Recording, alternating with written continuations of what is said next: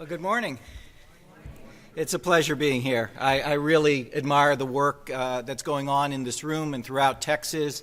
I've had several opportunities to come to the state and be part of your conversations. And I'll say in opening that my role here is not to tell you to be like Georgia State.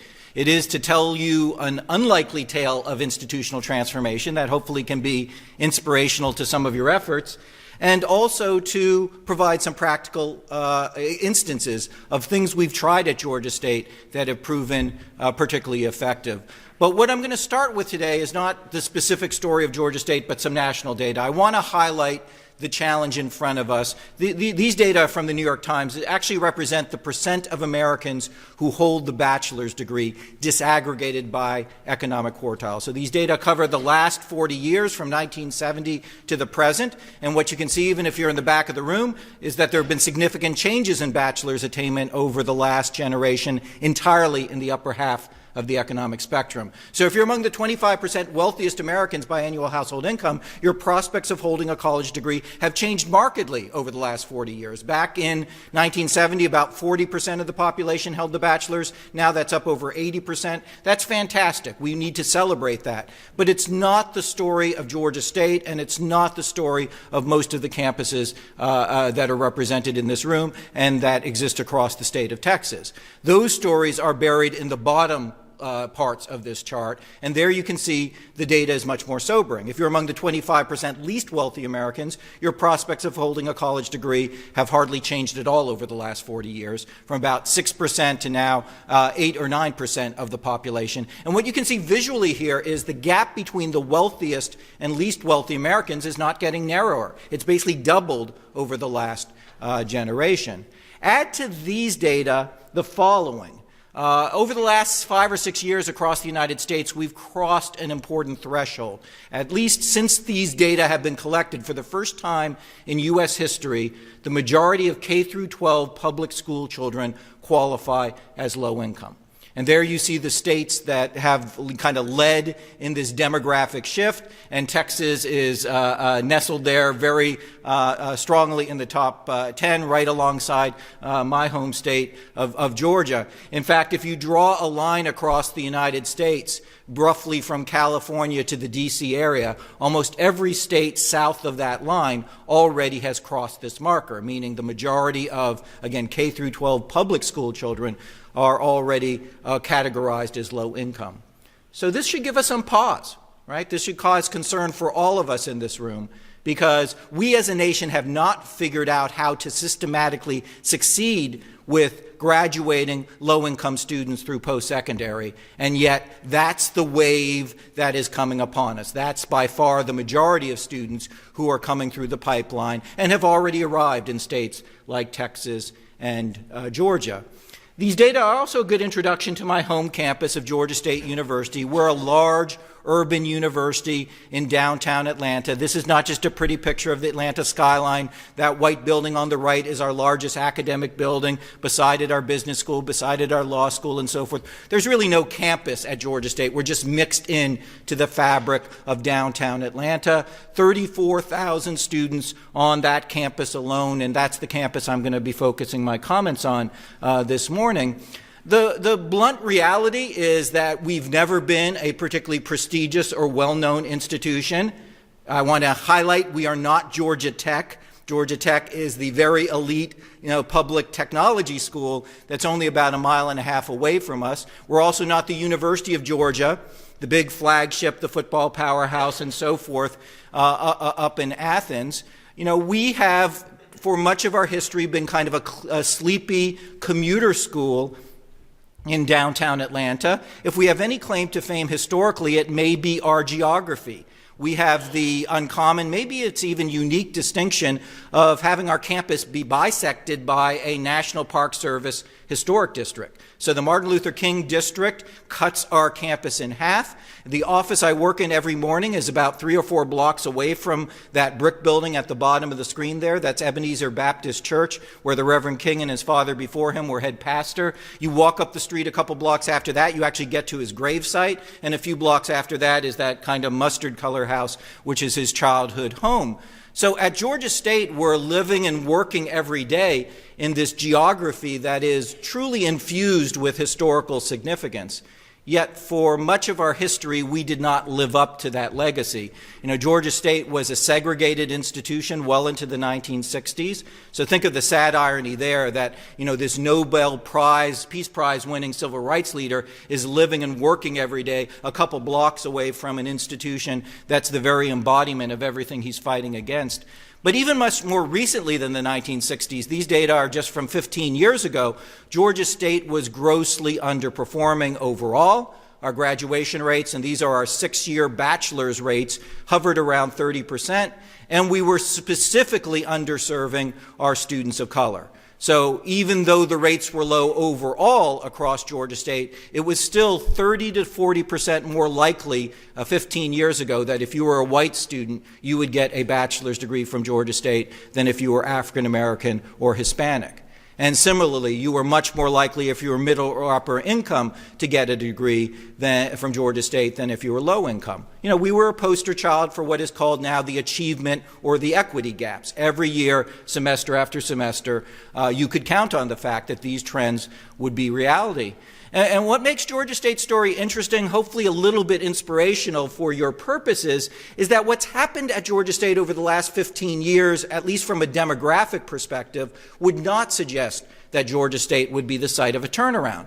For one thing, we were going through significant shifts in the racial and ethnic makeup of our student body. When I arrived as a junior faculty member at Georgia State in the late 1980s, Georgia State was still by far a majority white institution. Over 70% of our undergraduates were white.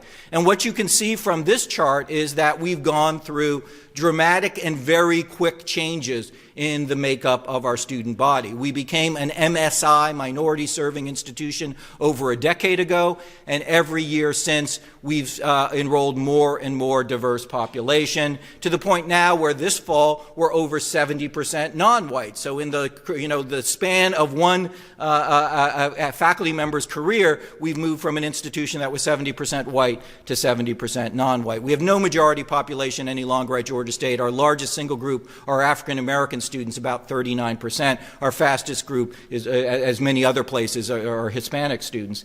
The other demographic shift we've gone through over this time period, which would not suggest a turnaround, is that our students have gotten a lot less well-resourced financially.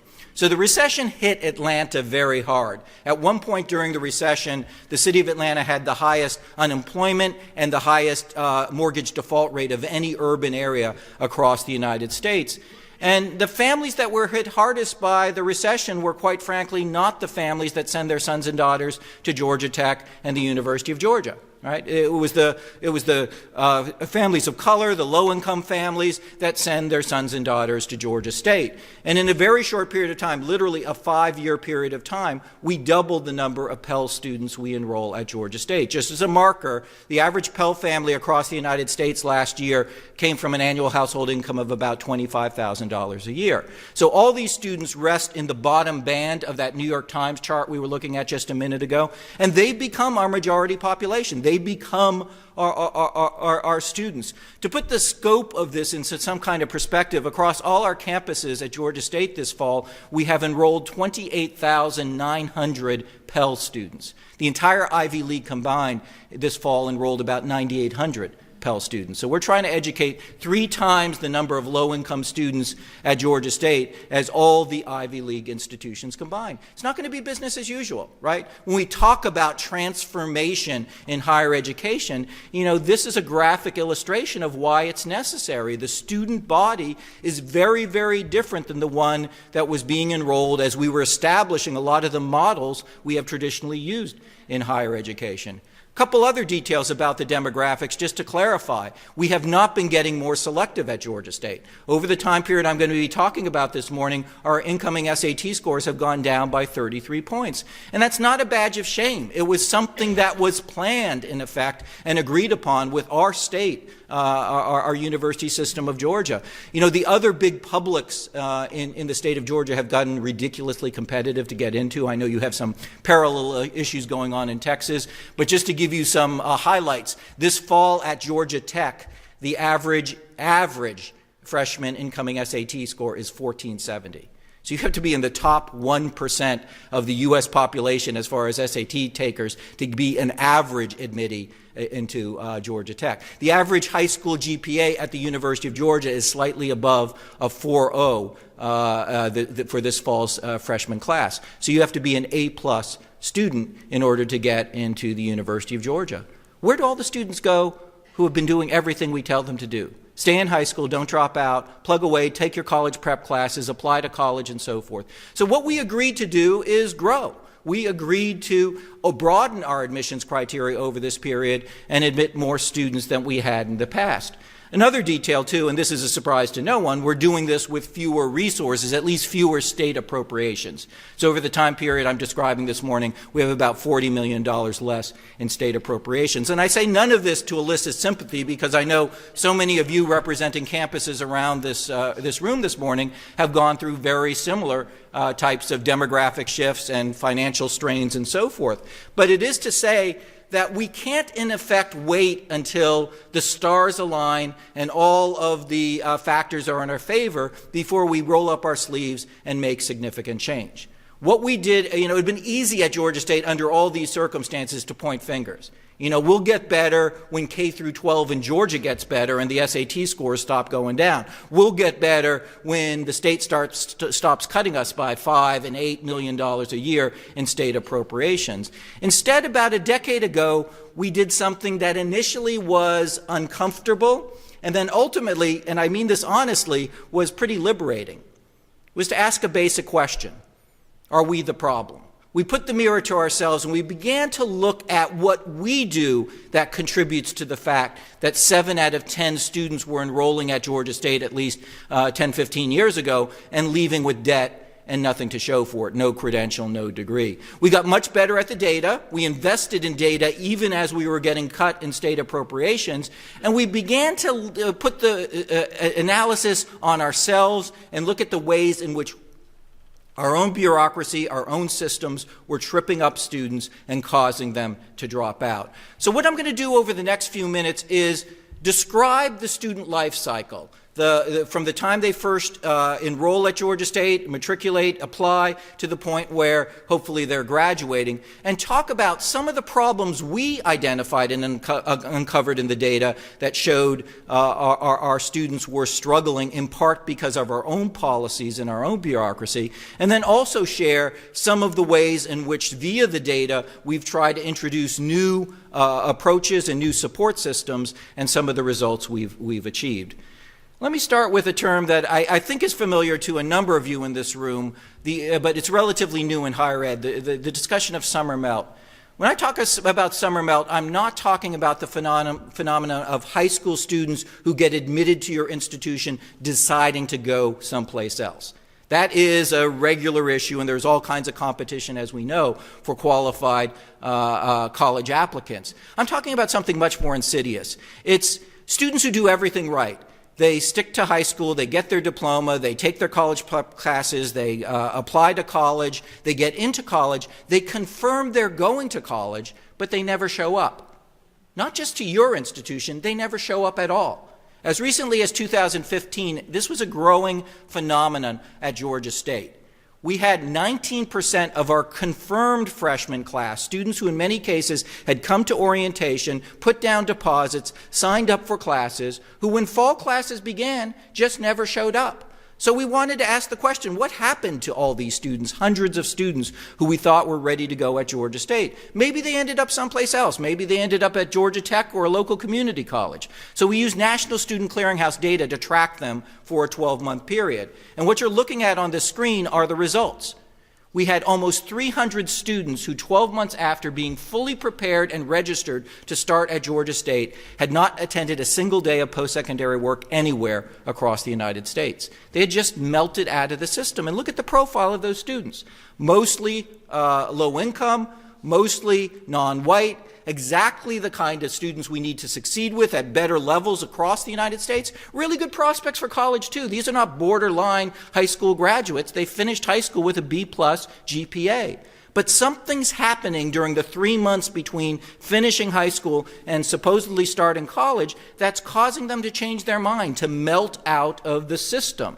And what is that something? It's us. You know, it's Georgia State, but it's really all of us in this room. It's the whole post-secondary sector. We did an analysis leading up to the summer of 2016 of all the steps we expect students to complete in the 3 months between finishing high school and starting college. And embarrassingly, we found there were about 14 bureaucratic things we expect students to do. And most of them are things we can't expect, shouldn't expect 17-year-olds to be able to complete on their own. So things like completing the FAFSA. I know some of you have sons and daughters and relatives you've helped through that process. It's basically a mini IRS-type form. You know, what 17-year-old is going to complete that on their own from any economic background? I don't know how many of you know any details about the verification process. Just like the IRS uses algorithms to pick certain tax returns that look out of the ordinary for audits, so too the federal aid system uses an algorithm to select certain FAFSA applications for further verification. It's a much higher number. This fall at Georgia State, 34% of the students who applied for federal aid were selected for verification. But when you look at the details of this process, it's another one that singles out low-income and first-generation students and puts added burden on them. Because if you're the son or daughter of a middle-income family, your parents file a joint return, you're very unlikely to be selected for a verification request. If you're being raised by your grandmother because your biological dad is not in the financial picture, you're much more likely to be selected for verification. And again, the question is, what 17-year-old from any economic background is going to respond effectively to a request from the federal government in the middle of July? We need written verification that your grandmother is your legal guardian and that your biological dad is not contributing to the finances of your family. And what we found, not surprisingly, is that there were a subset of our Georgia State students that were taking that request, sticking it in their pocket, and saying, guess I'm not going to college after all. I don't have that documentation. The state of Georgia has immunization requirements. It seems like a neutral public health policy. Students are going to be living and studying in close quarters. Let's make sure they're all immunized. But it's another big differentiator when it comes to economic background, because the middle and upper income students don't give the request a second thought. Right? The request comes in, hand it to mom or dad. Next week, your immunization records are sent in. But if you're that student who's being raised by your grandmother, you don't have your immunization records. You know your grandmother doesn't. You've had spotty health care and bounce between schools and so forth. And so it can be another block to actually enrolling and completing the matriculation process. So what we did for the summer of 2016 is just change the onboarding of all our incoming students into in some simple ways. The first thing we did is launch a new smartphone survey. We deliver this to all admitted students the moment they're admitted to Georgia State. And on the survey, we ask all the questions you would never ask on an application. Right? Are you working? How many hours? Do you work and contribute to the finances of your family every month? Because a subset of our students, and I'm sure your students too, are actually not only paying to try to go through college, they're also trying to support their family, rent, food, and so forth. Do you have a disability? What classes in high school did you love or hate? The point is we want to develop a personalized communication flow with the students from the moments they're first admitted into the university. Then we created a portal that takes students through those 14 steps I was just describing, and as they go through the steps, we have all kinds of aid and support. They can get videos and see how to complete sections of the FAFSA and so forth. But I think the biggest difference of this edition is because it's a portal, students sign on to it. And what we now are able to do is see where students are getting off track in the process. Used to be we knew a student was engaged and then they stopped engaging with us. Now we know a student's engaged up to the point that we asked for their immunization records and then we stopped hearing from them. So we can reach out and do reach out with much more specific advice and help. Oh, we see you may be having some problems with your immunization records. Do you know that our campus clinic, 3 days a week offers free immunizations if you come to campus and so forth. The third and probably most impactful thing we did to change the onboarding process, certainly the one that's gotten the most attention nationally, is we became one of the first schools in the country to launch an AI-enhanced chatbot for student success purposes. So what's a chatbot? A chatbot's an automatic texting platform. What we did is we built up a knowledge base of over 2,000 answers to commonly asked questions by incoming students. Questions about the FAFSA and verification and registration and housing, all the other sorts of things that students raise questions about. We worked with a tech startup, actually out of the Harvard incubator, a company by the name of AdmitHub, to put all these 2,000 plus answers on a smart device. This is not an app, which we think is one of the advantages of it. It actually is located on the student's texting platform. So what students do is the first time they sign on, they begin a conversation with Pounce. Pounce is our school mascot. And then from that point forward, they can text questions 24/7. If the answer is in the knowledge base among the 2,000 answers that we wrote, what the AI does is locate the right answer and pulls it out and delivers it to the student. If the answer isn't in the knowledge base, what the AI does is make that determination that there's not a good answer with a good reliability factor, and then pull the question and deliver it to a staff person who writes the answer and puts it in the knowledge base. So the knowledge base is always growing. You know, with a lot of our new initiatives at Georgia State, we try to do controlled studies to actually be able to determine the impact. So we work with Lindsay Page, she's a researcher out of the University of Pittsburgh, to conduct a random control trial. We had some estimates as we were going into this project. We were thinking maybe we would have 5,000 to 6,000 questions answered for our incoming freshmen in the 3 months leading up to the start of fall 16 classes. In those 3 months, just for our incoming freshman class, we had over 200,000 questions answered. Average response time was 7 seconds. So as we did our analysis, we found a number of interesting things. One really telling data point was that the usage of the chatbot was higher at 1 a.m. than it was at 10 a.m. So it tells something about our business practices and how they don't fit with, your average 17 or 18-year-old. When they wanted to be talking and solving these issues was not when we staff our offices and our phone lines in a traditional sense. Much more sobering, we did focus groups of the students who had used the chatbot to talk about their experience and what they thought. And one of the recurring themes was students admitting to us that they asked the chatbot questions they wouldn't have asked a human being. No, if the FAFSA requires your parent's signature and you can't get your dad's signature because you haven't seen him for the last 6 months, you don't necessarily want to go into some stranger's office and spill out your personal history to that individual.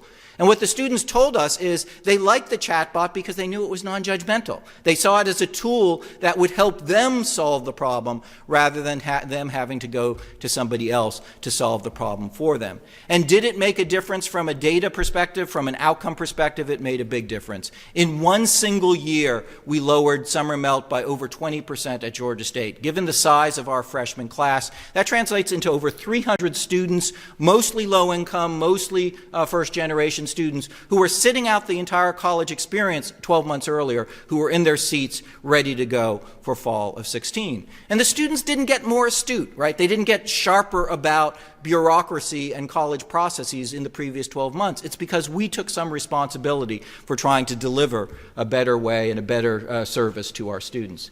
Another example of the way in which I think in higher education we don't serve students well. We overwhelm them with choices, right? At Georgia State this fall, we have over 100 academic majors for them to choose from, and we have 4,000 different courses on the books.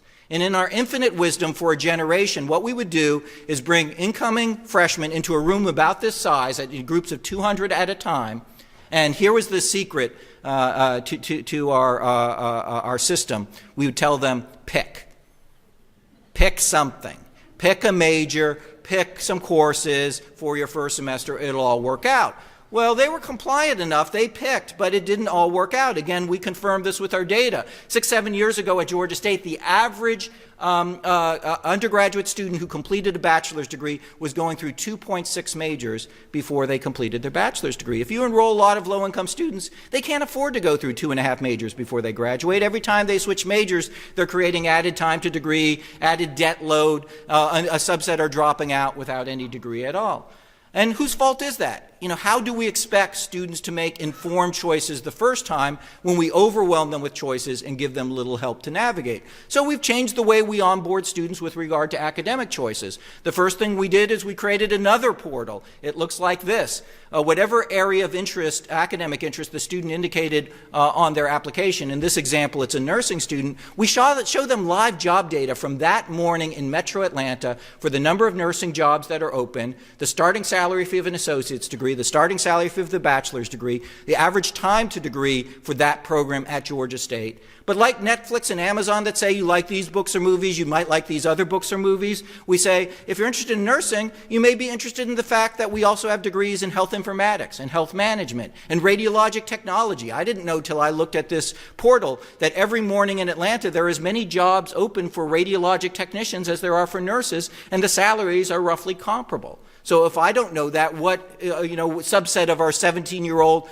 mostly first-generation, low-income student body is going to know this? So what we're trying to do is begin to give students an opportunity to find information and make a more informed choice. They have access to this portal from the moment they're admitted to Georgia State and throughout their whole academic career. So it's not just an onboarding tool. But then what we started doing is requiring that all first-year students at Georgia State enroll their first semester in learning communities. Our model is groups of 25 students who travel in all their classes together. We know that a reason first-generation students drop out is they come to our campuses and they feel they don't belong. Well, at a big school like Georgia State with tens of thousands of students, if you left it for chance, students could easily sign up for 5 or 6 classes for their first semester and never see the same face twice, right?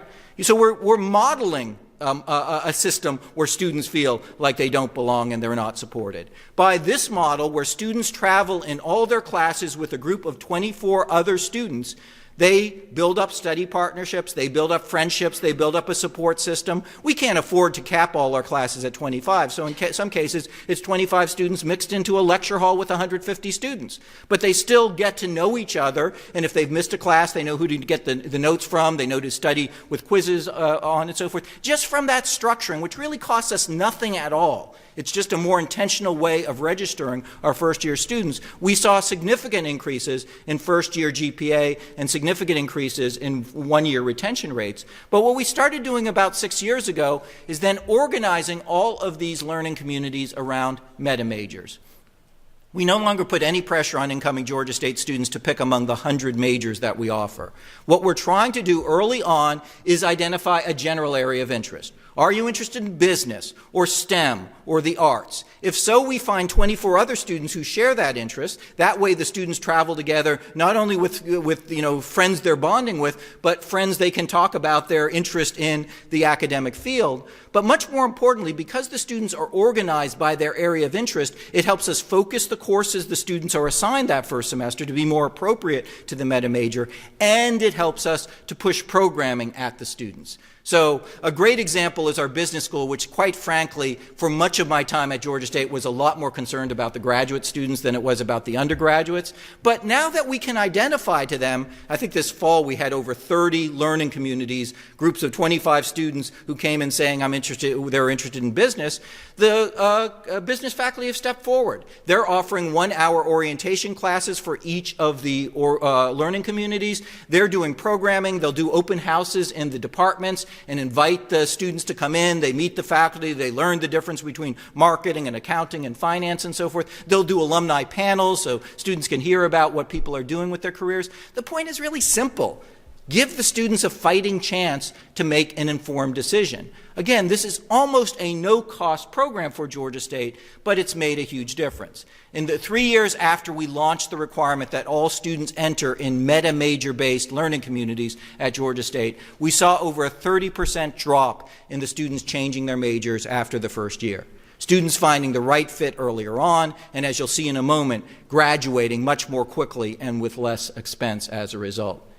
Another challenge our students face is getting them through those tough gateway courses, those freshman and sophomore year classes that historically weed out so many students. At Georgia State, and I bet at your campus as well, the biggest problem, the biggest challenge is introductory math. Every student has to complete college-level math to get a bachelor's degree in the state of Georgia.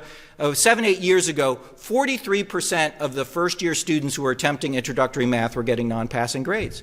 Again, that's a recipe for disaster if you have a student body that's largely low income, because they can't afford to come in the first semester, take a required course, and then not pass it, have to take it again the next semester. God knows we weren't doing anything to make them any more successful the second time than the first time. We had hundreds of students dropping out of Georgia State just because of the math requirement. If they were on a state merit scholarship, they would lose the scholarship because they'd pick up a couple D's and F's, and a lot of the students would just lose hope and lose interest because of the course.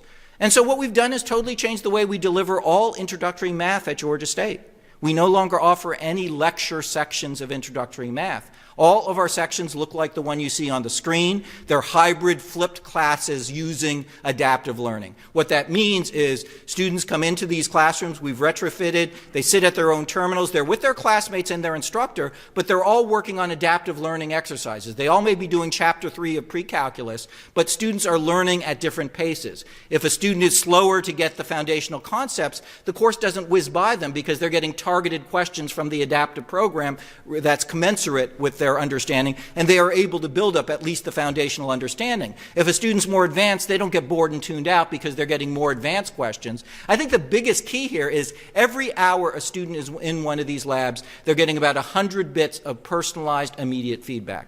You compare that to the old model, where we would offer these lecture sections with 100 students in an introductory math class, and if you were math phobic, you would go right to the back of the room, slouch down in your chair, and if everything worked out well for you, you'd never get called on all semester long, right? You'd never have to say anything. But we'd still expect these students to perform on the midterm and final, so they're listening to somebody talk about math most of the semester, and then we're asking them to perform math, at a couple key junctures, and not surprisingly, the results were not very good. Now students are actually doing math 3 hours a week, right? They're doing math for 3 hours, getting immediate and personalized feedback. Doesn't make a difference. Again, it makes a significant difference. We're not quite where we want to be yet, but with the same material, in fact, we ran random controlled trials for the first semesters where students in the lecture sections and the new hybrid sections came together and took the same midterms and finals. With the same material, the non-pass rates dropped by about 35%. And I'll show you in a minute that the students are doing better at next level STEM classes. In the next level math or science classes, they're doing better as well.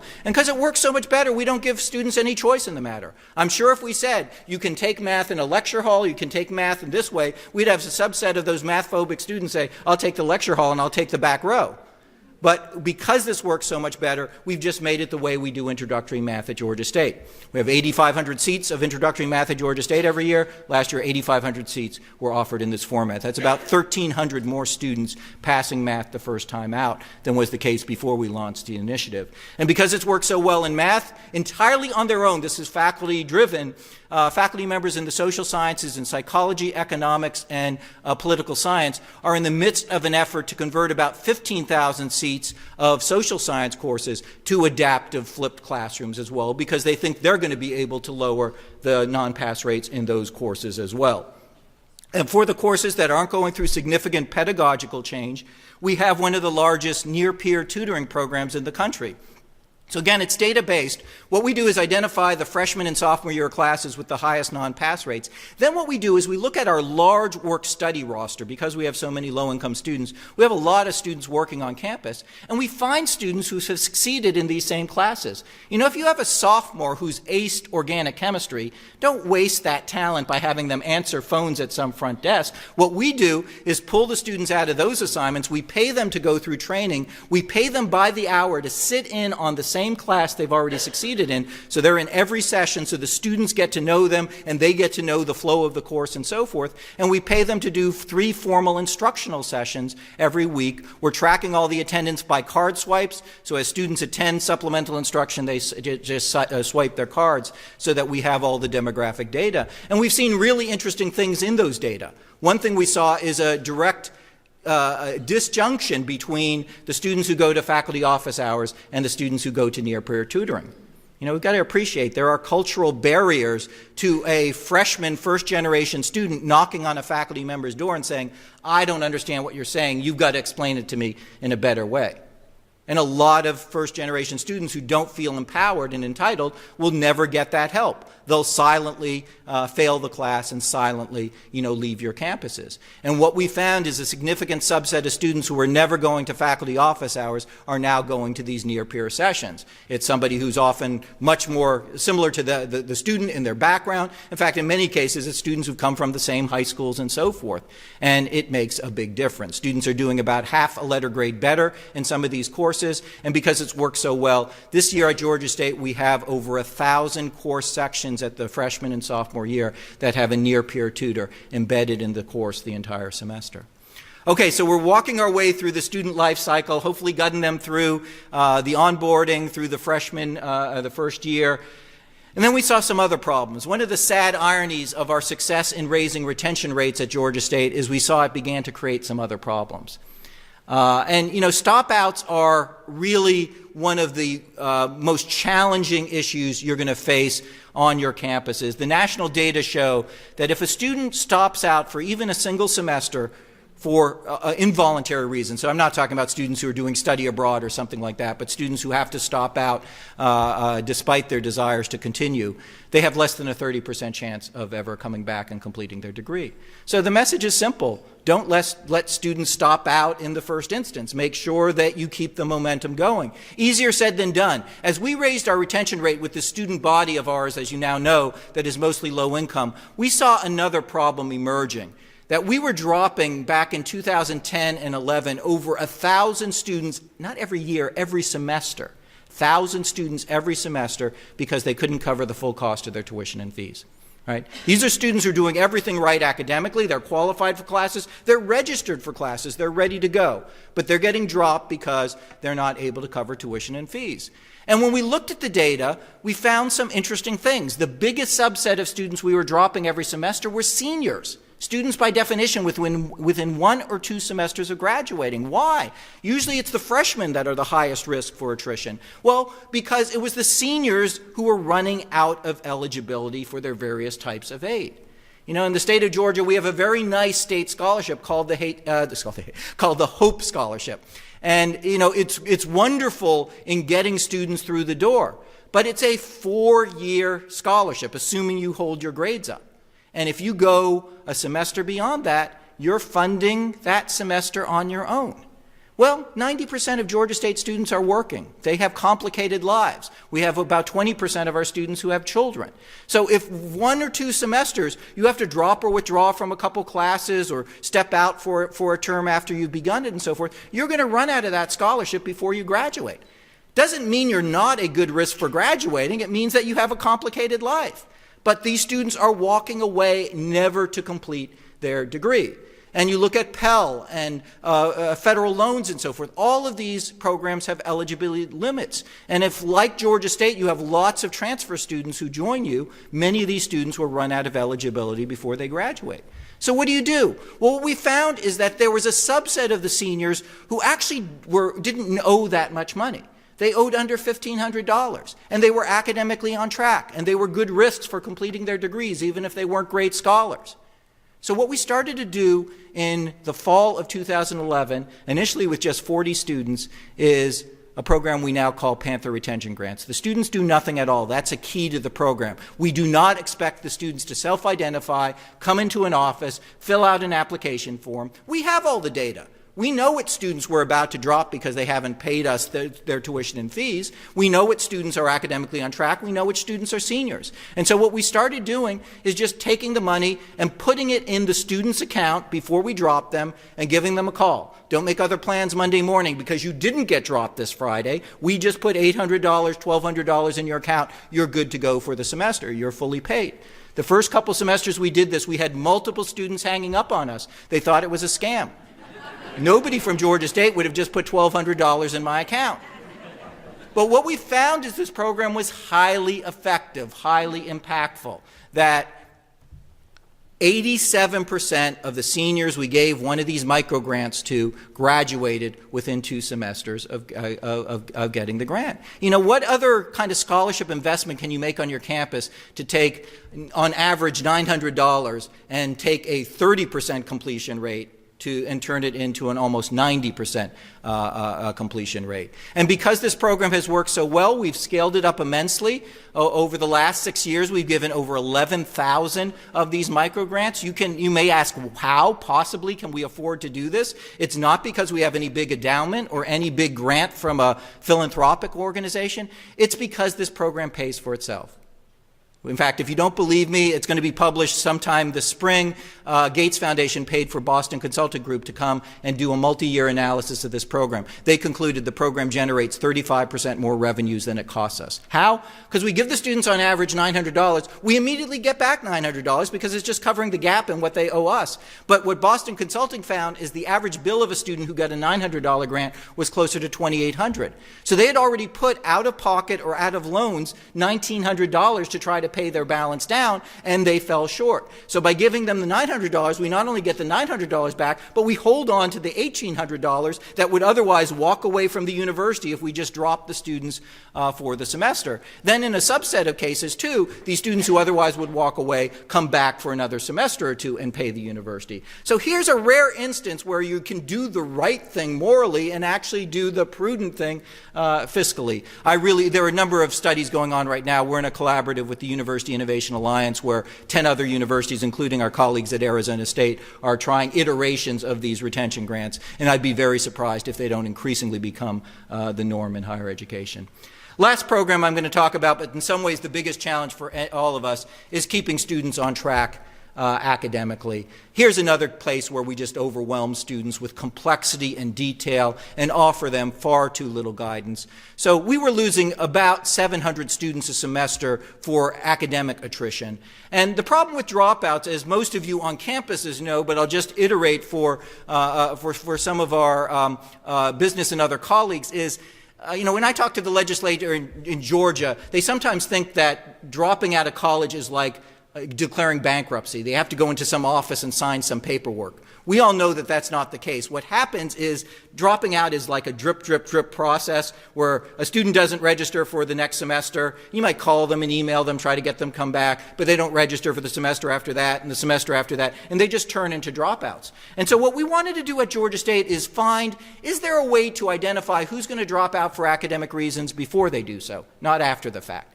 What would it look like to have a system where we identified the risk factors in the students who were likely to drop out 6 months, 12 months, 24 months before they did so? So we engaged in a big data project with EAB, who you heard a little bit about a minute ago in the introduction. We used 10 years of our data, 2.5 million Georgia State grades, 140,000 student records. The point was really simple. Could we identify any recurring behaviors of our students that correlated in a statistically significant way to students dropping or flunking out of the university? We postulated we'd find a few dozen. We actually found 800. And so what Georgia State has been doing for over 6 years now is tracking every single undergraduate every single night for every one of the 800 risk factors. As we update all our electronic systems, we're trolling them to find any of these behaviors. If one's identified, the very next morning, the advisor assigned to that student gets an alert, and they have 48 hours in which to have an intervention with the students. What we found is most of the interventions are just common sense advice that we're finally delivering to students systematically. All our academic programs have these maps. This is our BS in chemistry. These are the courses you need to take and the order you should take them with the minimum grades you need to receive in order to graduate in 4 years with a chemistry degree. We've had these maps for a decade. We'd never been tracking whether students were actually following their maps, whether they were on path for their maps before. Now we're tracking every single registration record as students register against their program map. We found last year at Georgia State there were almost 3,000 instances where students signed up for courses that didn't apply to their degree program at all, wouldn't have helped them get any closer to graduating. In the past, 3,000 students would have probably paid for and taken those courses and be told 6 months later, oh, by the way, back in the spring of 18, you shouldn't have taken the physics sequence for non-STEM majors, you should have taken the sequence for STEM majors. Now we're catching that before the first day of classes and get students into the right classes. We found in the data predictive analytics that could help us ward off students getting further and further off path. A really simple example is we found that there's a strong correlation between the first grade a student gets in his or her major and their chances of graduating on time. So we've run this data for every major at Georgia State. This is just a sample. But if you're a political science major at Georgia State, get an A or B in your first political science class, you're graduating on time at over a 75% clip, which is great for us. You get a C in that first class, you're graduating on time at a 25% clip. But what had we historically done with that C student? Nothing. Or worse than nothing, we mislead the students. We tell them, you got a C grade, it meets the prerequisite, now you're ready to go on and take upper level coursework in political science. Well, which one of us could say with a straight face to a student, you're ready to take upper level coursework in political science, and oh, by the way, you have a 25% chance of succeeding? But that's just what we've been doing for generations at places like Georgia State. Now we have intervention as immediately upon the C grade. The advisor will sit down with the student, they'll look at the papers and exams, maybe there are reading and writing issues, maybe it's just the student's working 40 hours a week. But let's diagnose the problem now and try to address it before it becomes much worse. The student starts taking upper level coursework, gets D and Fs in required courses, loses their scholarship because their GPA plummets, and all the other things that follow. The trick with all of this is to do it at scale. And over the last 12 months at Georgia State, we've had over 55,000 one-on-one meetings between our advisors and students that were prompted by alerts coming out of this platform. We didn't correct all 55,000 problems, I can assure you. I also can assure you that just 6 years ago, these were 55,000 issues that were going completely undiagnosed by Georgia State. Right? Students were signing up for the wrong courses, they were underperforming in prerequisites, nobody was lifting a finger. We were expecting our mostly first-generation, low-income student body to have diagnostic powers that we were not willing to take responsibility for ourselves. And so does this use of predictive analytics and proactive advising work? It makes a big difference. We launched in the summer of 2012. We immediately saw significant increases in retention rates, predominantly for our non-traditional students, our transfer students, our part-time students, our adult learners, our military learners. All of a sudden are getting tracked for 800 risk factors every day and getting timely interventions. We've seen since we've launched again in 2012, not a coincidence looking at these numbers, a huge drop in average time to degree at Georgia State. We've cut about half a semester off the average time it's taking a Georgia State student to complete the bachelor's degree. We haven't reduced at all the graduation requirements. It's just students are meeting the requirements more efficiently. They're finding the right major the first time rather than after 2.5 tries. They're getting through their math course their first attempt, and they're registering for the right classes and prepared with the right prerequisites. If you think that kind of drop in time to degree doesn't make a difference for the students, that translates into about $18 million in the savings in tuition and fees just for this spring's graduating class compared to the graduating class the year before we launched this platform. And here's maybe the most surprising results from our use of predictive analytics and advising. When we launched the system, the one criticism I heard from some faculty members, and it was pretty biting, was, oh, I see what you're doing. You're creating a system for moving students to easier majors. The premise being if we advise students by analytics and predictions, they'll all end up taking the easiest courses and the easiest majors. Well, Georgia State is probably the best test case nationally for that particular theory, because we've been doing this for 6 years. We've had over 250,000 interventions with students over the time period. Our two fastest growing majors over that time period, computer science and biology. Nobody thinks those are among our easiest majors at Georgia State. And every year since we've had this platform in effect, we've set new records for the number of STEM majors overall, and even better records for the number of STEM majors from underserved populations. I just provided a couple examples on the screen. The red numbers show the increase. That's just a 5-year period increase in the bachelor's degrees we're awarding to STEM, in STEM fields to these populations. In the blue, you see the change in enrollment over the same time period. I wanted to show that the gains are not just because we're enrolling more students. And when we looked at the data, what we found was interesting. It's not because we've had a lot more students declaring STEM majors. What we've had is a lot fewer students declaring STEM majors and washing out after 1 or 2 semesters. We used to be perfectly happy to allow a low-income African-American male student say, I'm pre-med in organic chemistry, and we'd sit back passively as they struggled in calculus and then took organic chemistry. And by the end of the first year, we were either telling them they were having to pick another major, or they were already gone from the university. They had dropped out. Now there are interventions as early as 3 weeks into the semester. And we're finding issues early on and maybe turning things around, so what might be a D grade on a midterm turns into a B- grade, and by the final that turns into a B or B+, and they're ready to go with organic chemistry for the next semester. So in conclusion, let me put all these pieces together. I've walked you through the student life cycle. What happens when you aggregate these results? What are the overall impacts? Well, one of the unexpected impacts has been that it's given Georgia State as a university a much different national profile. This was campus last fall. You might recognize the gentleman on the far right there. That's Bill Gates. We did not invite Bill Gates to come visit us. He invited himself. He was giving a keynote in downtown Atlanta a couple weeks beforehand. His people contact us, say, "Oh, Bill's been reading a lot about your use of technology and data to help low-income students. Would you mind if he dropped by for a few hours to learn more about what you're doing?" We said, "No, that would not be convenient." No, of course we said. And he was serious. He did not meet the president. It was not a ceremonial visit. He spent 3 hours learning about the same programs we're talking about this morning, meeting with myself, a couple colleagues, and then 4 students we selected. And he was fascinated, had a great time. But it's also good for morale and good for the identity of campus to be recognized in this positive way. As you heard, I had the honor of speaking now twice at White House events. President Obama gave Georgia State a citation. It's been a little quieter over the last 20 or so months, but I don't know if there's been any change. I haven't heard. Another big reason and impact of these changes is financial. And again, this wasn't our intent, but it's a reality that needs to be emphasized for this group as you think through, why and how to make these changes. These changes have more than paid for themselves. In fact, I would say these changes got us through the recession and $40 million of appropriation cuts. Every 1% we improve our retention rate at Georgia State, it's worth about $3 million a year. You can see the math right there. We had our chief financial officer collect data on the average bill a Georgia State students paid to the university over a 12-month period. It's about $10,000 a year.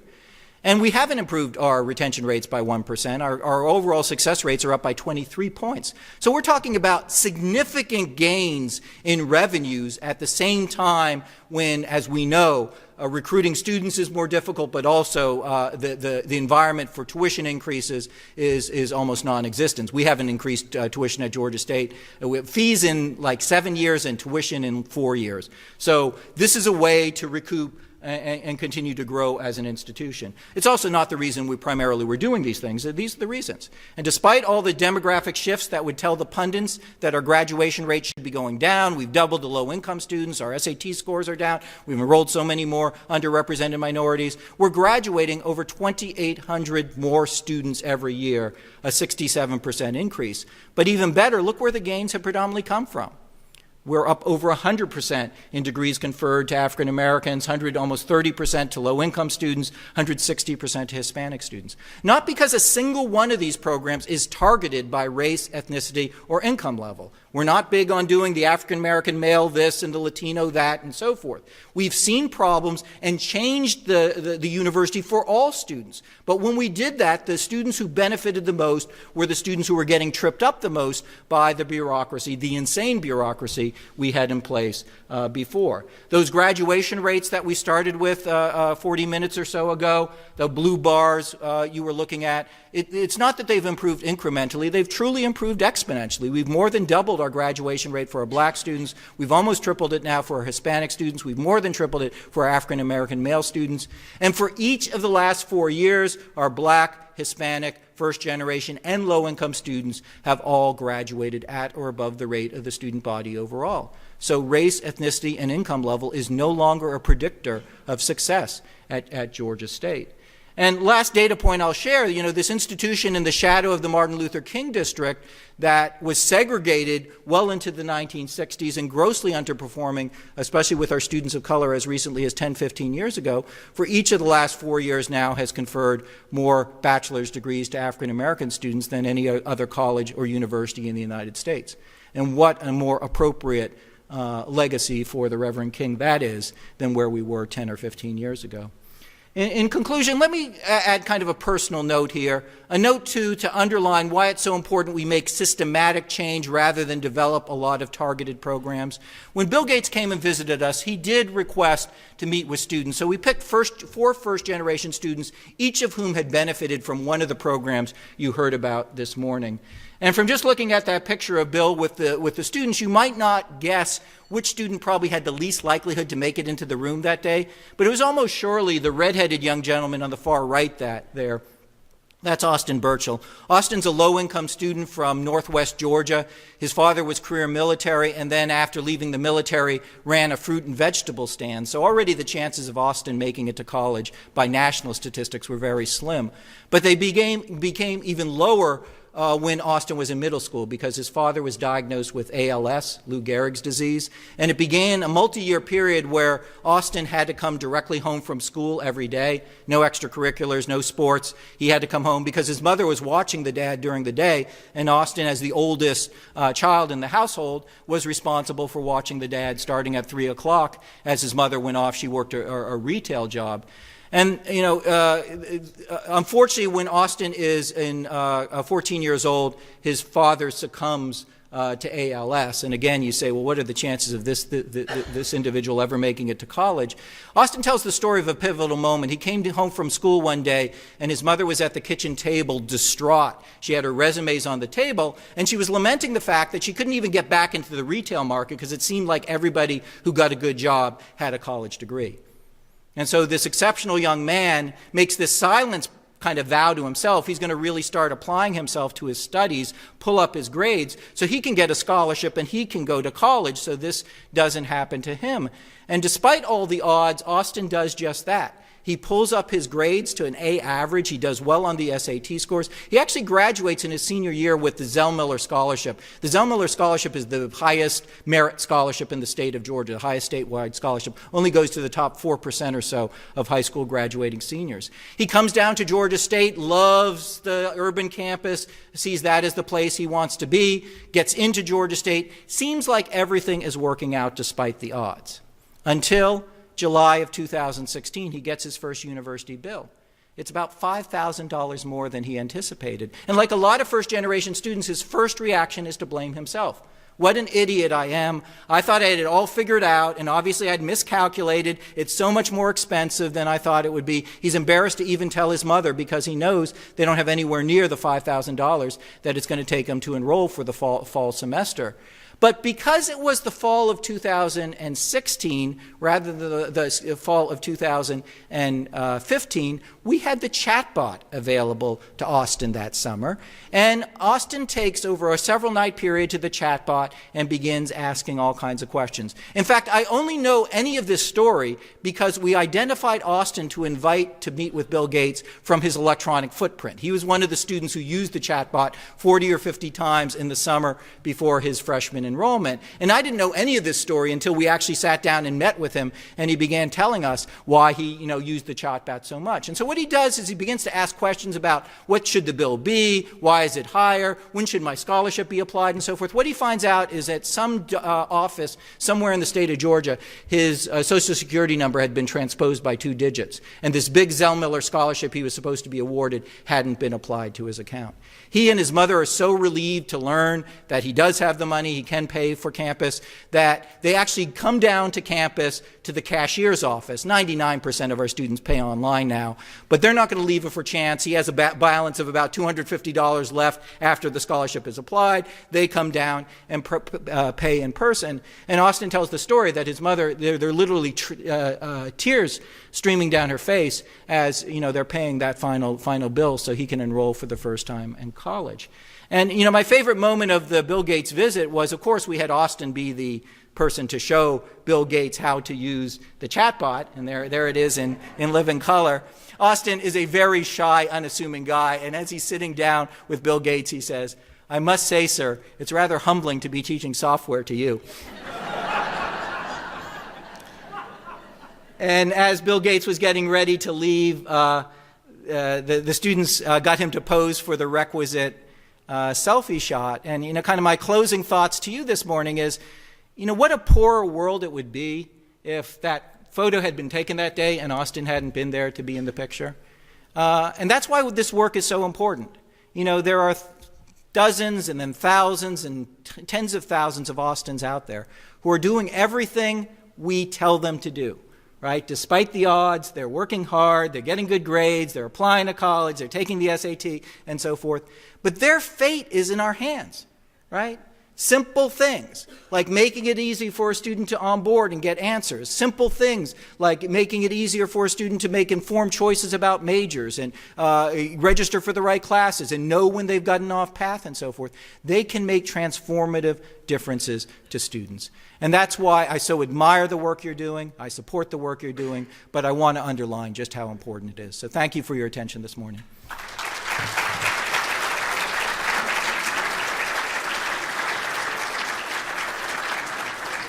And I think we do have some time for some questions, so please, we've got mics in the room, so if you have questions or comments, please raise your hand.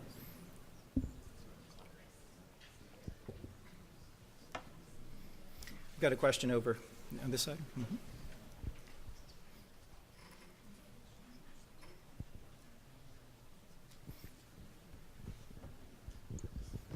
Excellent presentation. That was very informative. I'm curious about some more of your data points for your analytics and how, in fact, do you get that information into getting implemented by your staff, student affairs folks, and all of those kind of things? Yep. Yeah, that's a great question. I'll say this, that we get a lot of attention for using predictive analytics, and we've had articles written about it and so forth.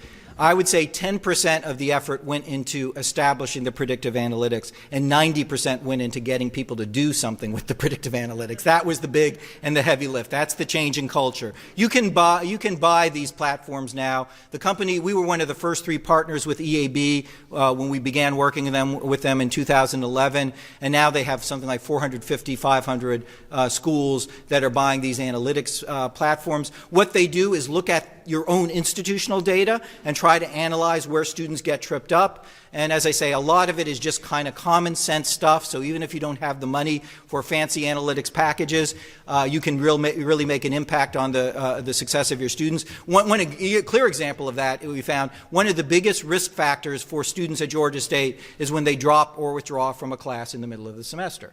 You know, and it doesn't take a genius to figure out, you know, students have paid for the class, they're signed up for the class. If they're dropping and withdrawing in the middle of the semester, there's something going on. Either they're feeling academically overwhelmed, or there's something going on in their financial or personal lives and so forth. Intervene then.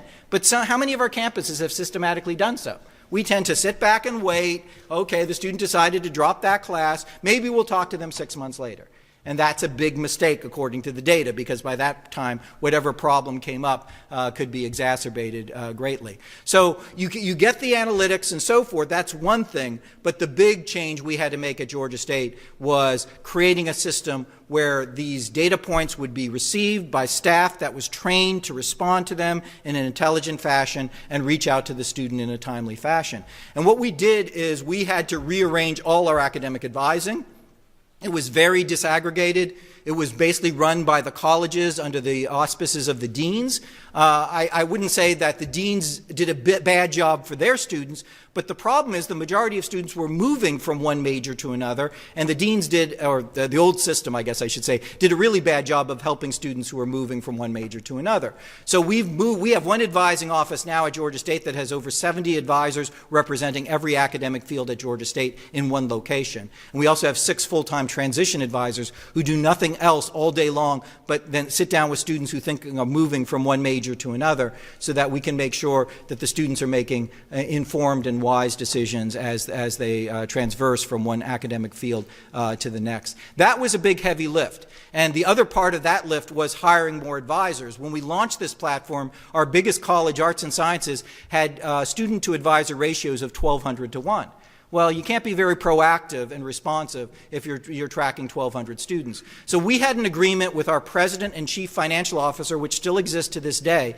As we improve retention rates and generate more tuition revenue for the university, we would get 10% of that returned back to the Division of Student Success with no strings on it. It wouldn't be, this is earmarked, you have to do this with it. It's, you guys know best, you make the judgment about what you're going to do with those additional revenues. And so as we've moved retention rates up, and over the years, we've hired over 60 additional academic advisors over this time period, just from the revenues that have been generated. And so now we've got our ratios down closer to 300 to 1, which is a much more manageable ratio for students to advisor, and is also the national standard recommended by the advising group NACADA.